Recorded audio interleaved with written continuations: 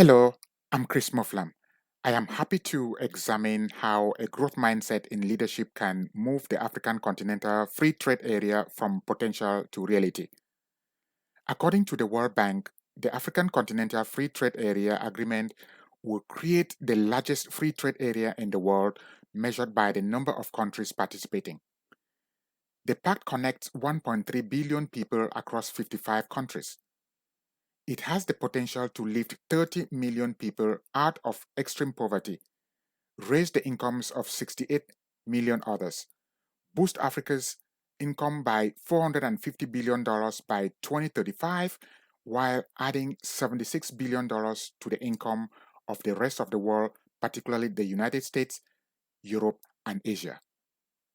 However, achieving its full potential will depend on putting in place significant policy reforms and trade facilitation measures. A key obstacle is the fixed mindset of many African policymakers, which has been demonstrated from past behaviors such as opposing meaningful reforms that address weaknesses in business and government transparency, conflicts following elections, and conflicts from the marginalization of minorities.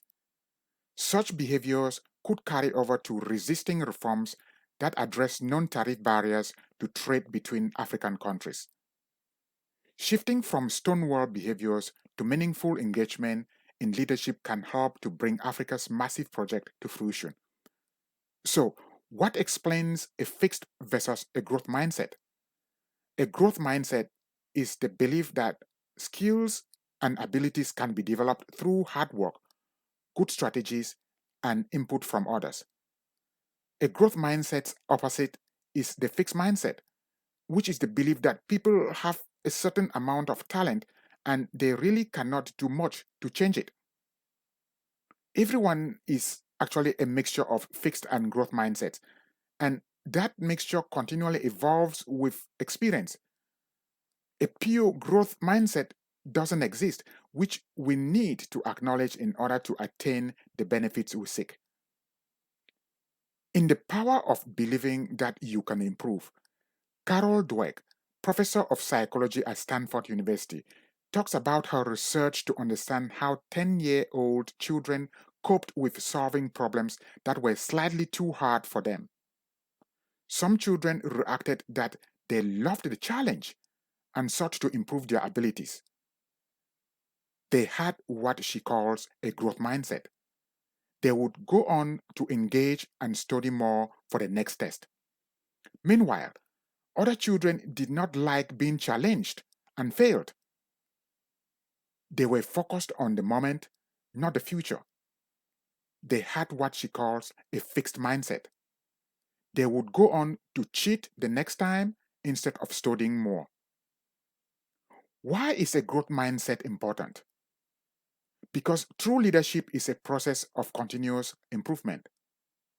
Developing a growth mindset gives you the courage to be authentic because you are focused not on proving yourself, but on improving.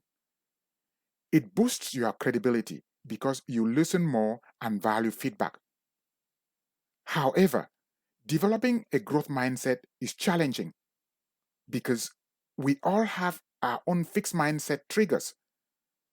When we face challenges, receive criticism, or fare poorly compared with others, we can easily fall into insecurity or defensiveness, a response that inhibits growth.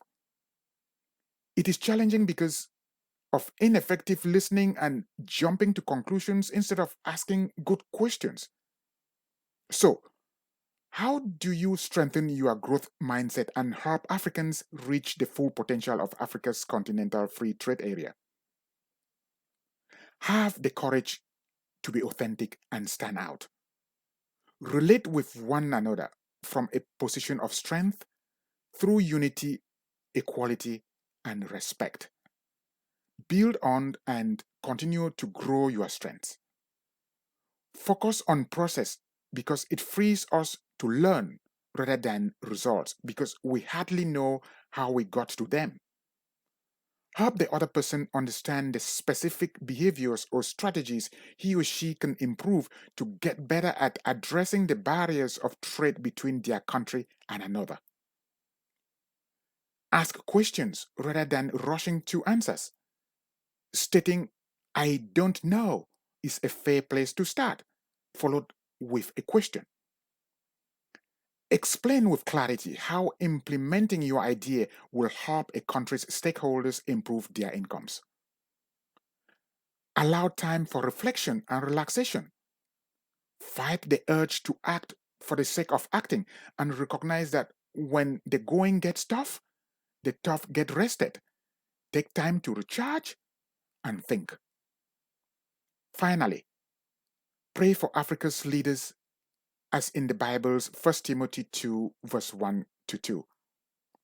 Therefore, I exhort first of all that supplications, prayers, intercessions, and giving of thanks be made for all men, for kings, and all who are in authority, that we may lead a quiet and peaceable life in all godliness and reverence.